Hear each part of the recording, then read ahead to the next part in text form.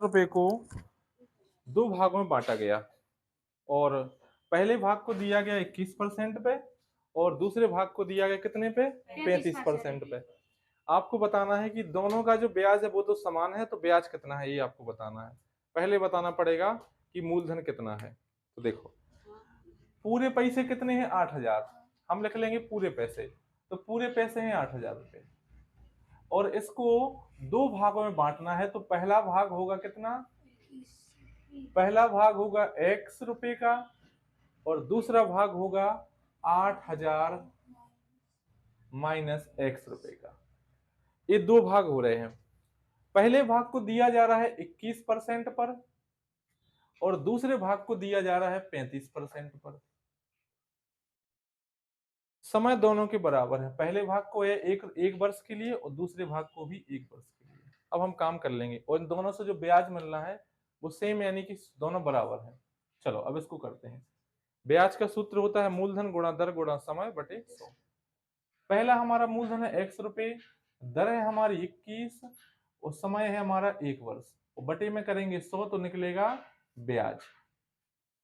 दूसरा हमारा मूलधन है 8,000 माइनस x रुपए, हमारी दर है 35,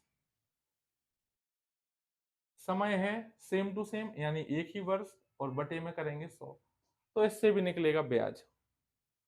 और ये दोनों ब्याज सवाल में लिखा गया है कि दोनों के दोनों बराबर हैं, तो बराबर हमने कर दिए। बराबर में होते हैं तो ऊपर से ऊपर कटते हैं और नीचे से नीचे कटते हैं, या तो आप कैंची गुणा कर लो, क्रॉस मल्टीप्लाई इसको बोलते हैं। हम इसको 100 से 100 काटे दे रहे हैं, इसको काट रहे हैं 7 से 3 बार में और 7 से इसको काट रहे हैं 5 बार में। अब बात को समझेंगे आगे।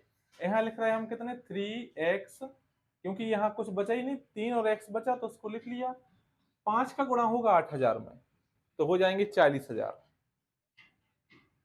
40,000 माइनस इस 5 का गुणा होगा x में तो हो जाएंगे 5x, तो हमने लिख दिया 5x।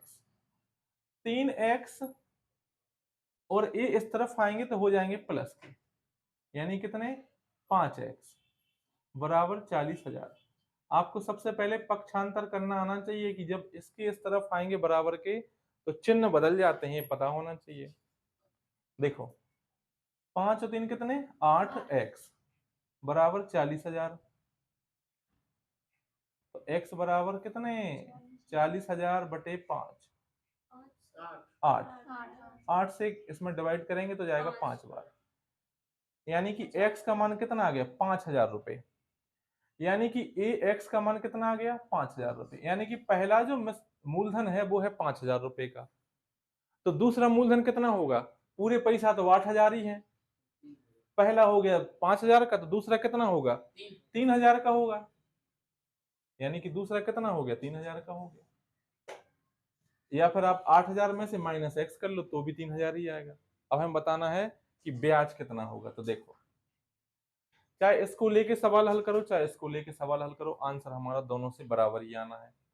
तो मूलधन गुणा दर है 21 और समय है 1, ब्याज निकालने के लिए बटे में करेंगे 100, 2 जीरो से 2 जीरो करेंगे, 21 का गुणा 5 में करेंगे तो आएगा 105 और 1 जीरो इसका, तो 1050 रुपए हमारा हो जाएगा ब्याज।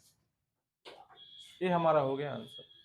इधर कैसे कटेगी जी 8 से 8 पंचे 40, 5 बार में काट दिया और 3 जीरो है तो उसके बगल में रख दिए। और बताओ जहां समझ में नहीं आया तुरंत बताओ भैया। बहुत आसान है, बहुत कठिन नहीं है सवाल, बहुत आसान है। इसके लिए 1750 को दो भागों में बांटना है, तो कैसे बांटेंगे, देखो ऐसे बांटेंगे। 1750 को दो भागों में कैसे, ऐसे बांटेंगे, लिखेंगे 1750 और इसको दो भागों में बांटेंगे। तो पहला भाग मान लेंगे x रुपए का और दूसरा भाग मान लेंगे 1750 माइनस x का। दो भाग बट गए। पहले पे दिया जा रहा है 8% की दर पे और दूसरा दिया जा रहा है 6% की दर पे। हमें इस सवाल में समय नहीं दिया गया है तो कोई दिक्कत नहीं है, हम 1 वर्ष मान लेंगे, आगे किसी का नहीं है, 1 वर्ष इसको मान लेंगे। अब हम बढ़ेंगे आगे, तो हम लिखेंगे क्या, हो गया, गुड। हम लिखेंगे इसको 8 और गुणा करेंगे 1 और बटे में करेंगे 100।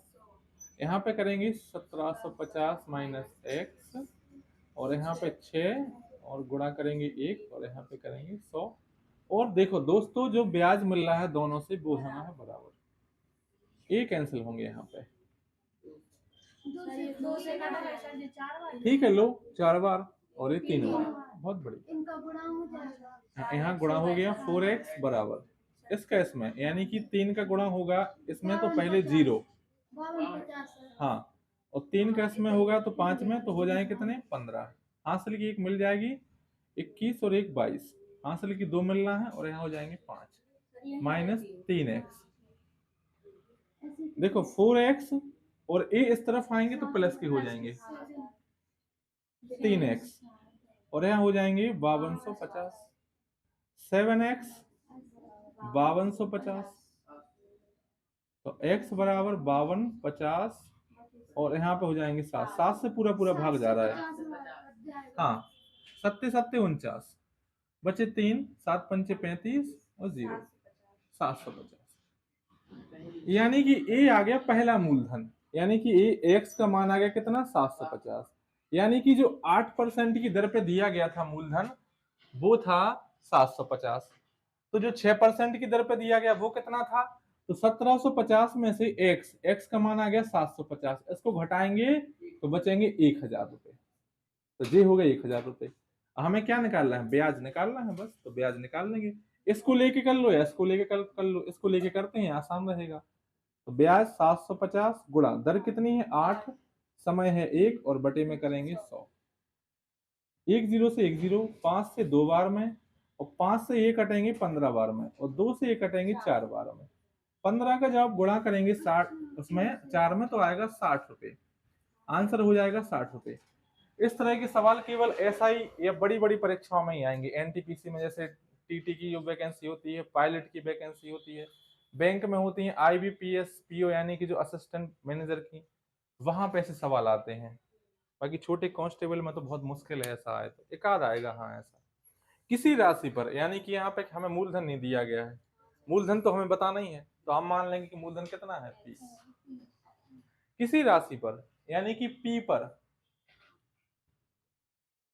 5% की दर से, यानी कि 5% की दर से, दर कितनी है 5, यानी गुणा करेंगे 5% की दर से, यानी कि यहां भी हमें लिखना पड़ेगा P गुणा 5% की दर से, 3 वर्षों का और 4 वर्षों का, यानी कि इसमें गुणा करेंगे 3 से और इसमें गुणा करेंगे 4 से, इसका ब्याज निकलेगा और इसमें 100 से भाग देंगे तो इसका ब्याज निकलेगा, और दोनों ब्याजों में जो अंतर है यानी कि माइनस, वो कितना है 42 का, बस हमारा आंसर यहीं से आ गया। अब देखते हैं 5 3 15 पी बटे में हो जाएंगे 100 माइनस 20 पी बटे में हो जाएंगे 100 बराबर में हो जाएंगे 42। अब यहां पे देखो एलसीएम निकालेंगे 100 और 100 का तो आएगा 100, जब माइनस लगता है तो एलसीएम निकलता है, प्लस लगता है तो एलसीएम निकलता है, गुणा भाग लगेंगे तो एलसीएम नहीं निकलेगा। 15 पी माइनस के 20 पी बराबर 42। अब देखो यहाँ 15 पी में से 20 पी घटेंगे तो नहीं, क्योंकि ये प्लस के हैं और ये माइनस के हैं, तुम जबरदस्ती करोगे तो घट जाएंगे, यानी कि माइनस 5 पी बराबर यहाँ कितने हो जाएंगे 42, यानी कि P बराबर हो जाएगा 4200 बटे 5, 5 से दे देंगे इसमें भाग, तो 5 अट्ठे 40 हो जाएंगे, यहाँ पे बचे 2, 500 को 20, 840 रुपए हो जाएगा यहाँ पे आंसर। माइनस में जरूर आ रहा है लेकिन ऑप्शन में तो है नहीं, ऑप्शन में 840 सीधा सीधा आंसर है, तो 840 हमारा आंसर हो जाएगा। तो किसी धन पर 4% की दर से, यानी कि हम सबसे पहले धन मान लेंगे कि धन हमारा कितना है P, और 4% की दर है, तो 4% की दर यानी कि दर 4, और समय कितना है 4, तो समय भी 4 वर्ष। और जब हम इसका बटे कर देंगे 100 तो निकलेगा हमारा ब्याज। और दूसरा धन यानी कि धन तो वही है, उसी धन यानी कि वही पी, 5%। और 5% की दर से 3 साल का, यानी कि 5% दर है, वो समय है 3, और बटे में आएगा 100 एक। अब सवाल में क्या कह रहा है वो, कि दर से 3 वर्ष का साधारण ब्याज 80 रुपये अधिक है, यानी कि इसका जो ब्याज निकलेगा वो इससे 80 रुपये अधिक होगा, ये हमें दिया गया है। कम या अधिक के लिए हमेशा हम माइनस का प्रयोग करते हैं, बीच में लगाएंगे माइनस, जब भी कम या ज्यादा यानी कि अंतर होगा तो माइनस लगाएंगे।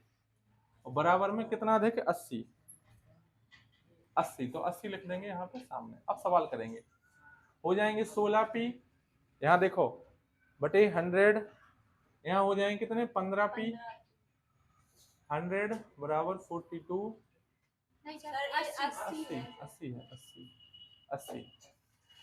देखो एलसीएम निकाल लेंगे हम 100, और 16p लिखेंगे माइनस 15p बराबर 80।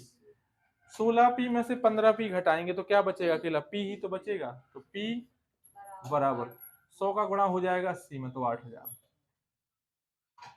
बस ये हमारा आंसर हो गया। लो, इतने दिखने में जो बड़े लगते हैं वो आसान होते हैं, नाम बड़े हैं और लेकिन दर्शन छोटे हैं। इनके छोटे हैं, बहुत छोटे दर्शन है इनके हैं।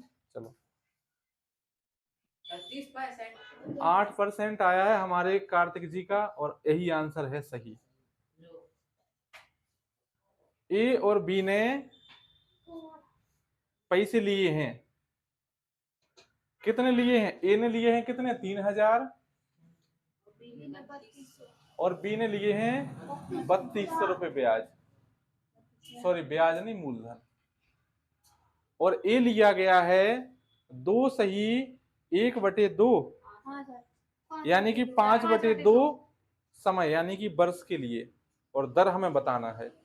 तो दर हम मान लेंगे कितनी, कि दर है आर, और ये जो ब्याज लिया गया है 5/2 साल के लिए, और यही गुणा कर देंगे 100 से, तो यहाँ ब्याज बनेगा। ऐसे ही सवाल ही करेंगे। यहाँ बात समझ में आई, कहाँ नहीं आई समझ में, बताओ यहाँ पे बात समझ में आई। हमें दर निकालना है तो हमने आर मान ली दर, समय दिया है कि 2 सही 1/2, उसका हमने मान लिया 5/2 गुणा 100 कर दिया, और मूलधन 3000 तो में दिया गया है सवाल में, पढ़ लो उसको। अब दूसरे पे आते हैं, दर हमें निकालना है, तो दर इसको भी आर माने, क्योंकि उसने कह दिया है समान ब्याज दर, यानी कि दोनों की दर कैसी है समान, अगर इसकी आर तो इसकी भी आर, और वर्ष भी दोनों के कैसे हैं समान, यानी कि 5/2, और यहाँ भी कर देंगे गुणा 100 से। लेकिन सर आधे हैं? अब बात समझो, यदि बी ने ए की तुलना में 40 रुपए अधिक ब्याज दिया हो, यानी कि ए दे रहा है कौन, बी ब्याज, और ए दे रहा है ए, और इससे ए ज्यादा दे रहा है, कितने 40 रुपए। जब ज्यादा कम होगा तो हम माइनस लगाएंगे, और बराबर में करेंगे 40। अब देखो बात को, यहाँ कितने हो जाएंगे, अब एक काम करो इनको कैंसिल कर लो, हाँ इसको कैंसिल कर लो, और 2 से काट दो उसको 15 बार, इसको कैंसिल कर लो, और 2 से इसको काट दो आप 16 बार, यानी हो गए 75 आर माइनस 80 आर बराबर 40, यानी कि 75 आर में से 80 आर तो घटेंगे नहीं, लेकिन हम करेंगे जबरदस्ती, तो माइनस कितने 5 आर बराबर 40, यानी कि आर बराबर कितने 40/5, और 5 से कटेंगे 8 बार में, आंसर आ जाएगा 8%। वो दर कितनी